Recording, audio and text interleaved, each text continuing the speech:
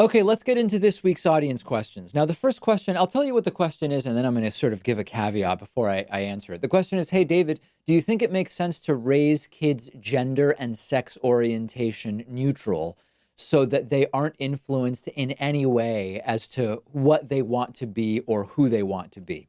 I'm going to answer this question as if it's like an in good faith question, but it also sort of feels like a straw man in the sense that there are increasingly arguments being made against positions that nobody really holds or that significant portions of the population don't actually hold. And this is sort of one of them that comes from the anti LGBT, sort of transphobic wing of the political spectrum. So I'm going to pretend that this is a real question, which is listen, some people are gay, lesbian, bisexual. Some people end up choosing to live their life in line with the gender identity that they feel is actually correct, which may not match the physical sex that they were born into.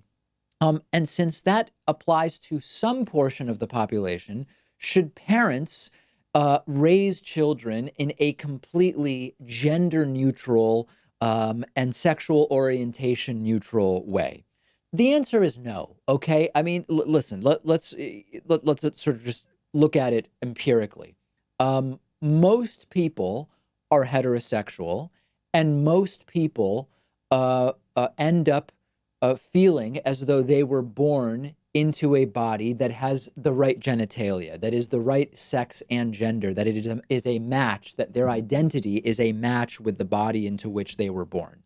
So there's no real empirical basis upon which we should say the logical path forward is for parents to sort of shelter their kids from the fact that they are treating them, if they were born with male genitalia, as if their gender identity for life is going to be male, or the same with female genitalia. There is no reason why parents should raise their children with sort of complete neutrality in terms of behavior about that, because statistically speaking, for the most part, if you treat a child born with male genitalia as having male gender identity, or a child born with female genitalia as having female gender identity, that's going to be the way that their life shakes out. So I don't think there's really any sensible reason why we should say parents should raise their children pretending that it's just as likely that they would end up,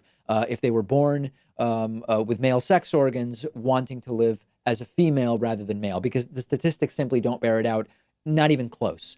What I think does make sense is to, as a general a sort of practice of parenting, not hide from your kids that there are a variety of sexual orientations, that transgender is a thing. You don't have to use those terms necessarily, since the terms don't make that much sense to little kids, but you can explain that people feel different ways sometimes, or whatever language makes sense. It's not really for me to come up with exactly what the language would be.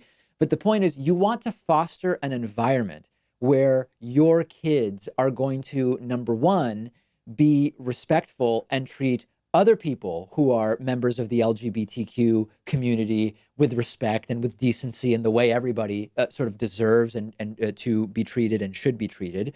But also, in the event that your child ultimately expresses these feelings or has these feelings internally, that they are going to be comfortable telling you that that's the case, that they are going to be comfortable living as who they ultimately turn out to be. So for me, it's really a straw man to say if some people are going to ultimately say that their gender expression doesn't match their birth sex, or some people are going to end up saying, "Well, actually, I'm a man and I'm physically attracted to other men," or whatever.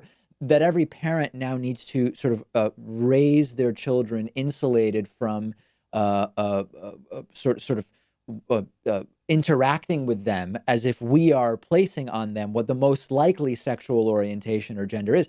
That's a straw man. I've not actually heard anyone seriously make that argument. I'm not saying it doesn't exist. Everything exists. Some people are making any argument you can imagine, basically.